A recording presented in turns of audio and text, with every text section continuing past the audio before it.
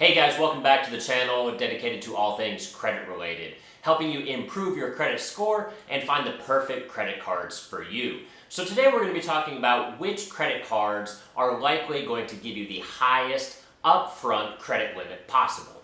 Now when I talk about which cards are going to give you the highest possible upfront credit limit, obviously that's going to be dependent on the individual. This is all going to be based on my personal experience of having over 40 different credit cards from a wide variety of card issuers. Now, just because I've had good luck with some companies doesn't necessarily mean that you will have the same results. All of our credit profiles are different. We all have different ages of our credit score, different income levels, different credit scores itself, etc. So once again, I have to reiterate that this is all based on my personal experience. Individual results may vary. But having a high limit credit card is important for a couple of different reasons. First off, if you have any big bills coming up, then you need a high limit credit card in order to pay for those bills if you're trying to get any kind of points or cash back, etc. For example, my HVAC unit recently went out about a year ago, and it cost me close to $7,000 to replace that unit. I put all of that spending on a credit card and paid it off in full the next month and was able to get hundreds of dollars worth of points and cash back because I put that purchase on a credit card. In addition to that, your credit score is going to be very reliant on your overall credit limit and your credit utilization rates. So 30% of your total credit score, it's the second largest category right behind do you pay your bills on time, is going to be your credit utilization rate. And this is a ratio between how much credit you have available versus how much you're spending. So obviously the more you have available, the lower that ratio is going to be, and that's going to increase your overall credit score.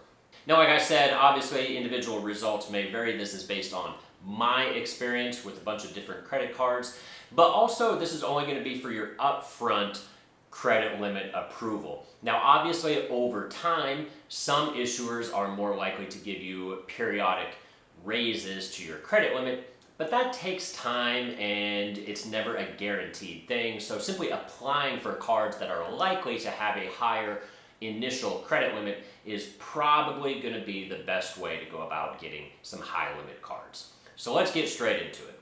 All right, so the card company, in my opinion, that gives overall the best credit limits initially, Chase. Chase is kind of the king of all things credit card related. They have, at least in my opinion, not only the best cards when it comes to rewards and points and things like that, but they're also extremely generous with their initial credit limits. Now, as a general rule of thumb, the more prestigious a credit card is, the more likely that you are going to have a pretty high credit limit associated with that card. Not always, but it's a pretty good rule of thumb. For example, the Chase Sapphire Reserve, it's their premium travel credit card. It has a $550 annual fee. This card, you actually cannot be approved for it if they can't give you at least a $10,000 credit limit. But in addition to the Chase Sapphire Reserve, a lot of their mid-tier to introductory credit cards are also going to likely have a $10,000 or more initial credit limit. For example, their Chase Sapphire Preferred, I have a lot of their Southwest credit cards, and even the Freedom line, the Freedom Unlimited and the Flex, all of these cards, for me, have at least a $15,000 credit limit associated with all of these cards. So for anyone interested in starting off, I highly recommend eating up as many Chase credit cards right off the bat as possible, because Chase has their notorious 524 rule, which means you will be automatically denied if you have applied for 5 or more cards in the last 24 months. So generally speaking, you want to load up on the Chase cards before venturing out into some of these other branded credit cards. Up next at number 2, Barclays. Now, Barclays gives some pretty ridiculous credit limits on their cards. The only problem with some of the Barclays cards, at least in my opinion, is as far as actual rewards and points and things like that go, they're not exactly the greatest. They're not terrible, don't get me wrong, but they're not on par with Chase or American Express. So a lot of the Barclays cards have to do with niche traveling. So they're going to have a lot of the individual airlines or individual cruise lines. So for example, they have JetBlue, Hawaiian Air, American Airlines, Hawaiian, etc. And these credit cards are going to have very generous credit limits initially. So I think my JetBlue card started me off with an initial credit limit of about $22,000.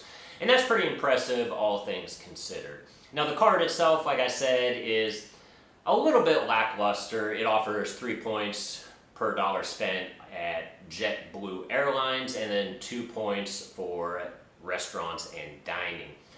But if you're looking for initial sign-up bonuses and that high initial credit limit, then any of these Barclays cards are going to be fantastic. Up next at number 3, Capital One. Specifically the Capital One Saver card, in my opinion, that's going to give you a very high overall credit limit. And the nice thing about the Saver card is that it has sort of some niche categories as far as cashback and points go. In the entertainment, it's going to give you 4% points on any kind of entertainment that you spend. Now this card does have a $95 annual fee. If you're not interested in spending that $95 per year, then you can get the Saver One credit card, which is a no annual fee version of the Saver credit card, and it's going to just give you 1% cash back less. So it's going to give you 3% cash back instead of 4% cash back on these niche categories. Now Capital One is another credit card company that is very picky about the number of credit cards that you've opened up recently. In fact, Capital One is the only person to ever have denied me for a credit card. A while back I applied for their Saver credit card and I was denied outright. Reason being, they said I had too many recent inquiries and too many recent credit cards. So I just waited a handful of months, reapplied, and was able to get the card then.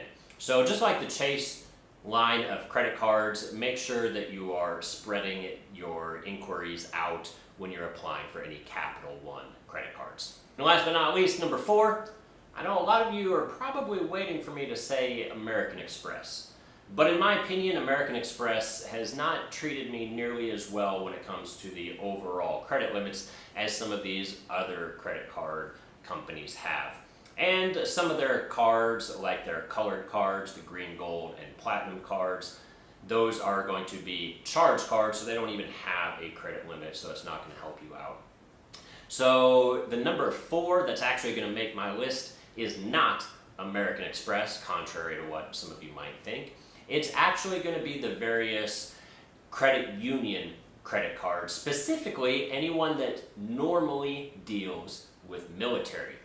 So places like Navy Federal Credit Union, USAA, or PenFed, these guys give enormous credit limits right off the bat, even typically for people that have relatively little overall credit history.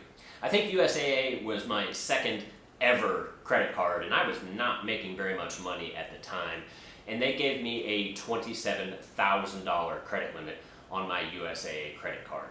So if you are associated or affiliated with the military in any way, maybe you have a family member or you're a dependent of a military member, then USAA, Navy Federal, or PenFed are going to be fantastic options for you guys.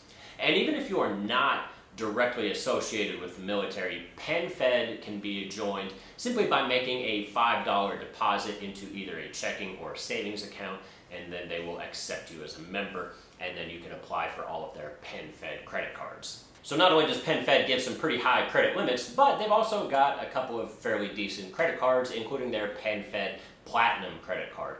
This card is going to give you 5 points per dollar on all gas purchases, and this is going to be unlimited, so that's going to be really nice for you guys out there with a side hustle.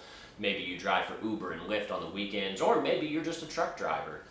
Ever since the Dux Unlimited credit card went away, this has been one of the staple go-to cards for all gas purchases. So that's going to do it for us today, folks. The 4 best companies when it comes to getting high limit credit cards.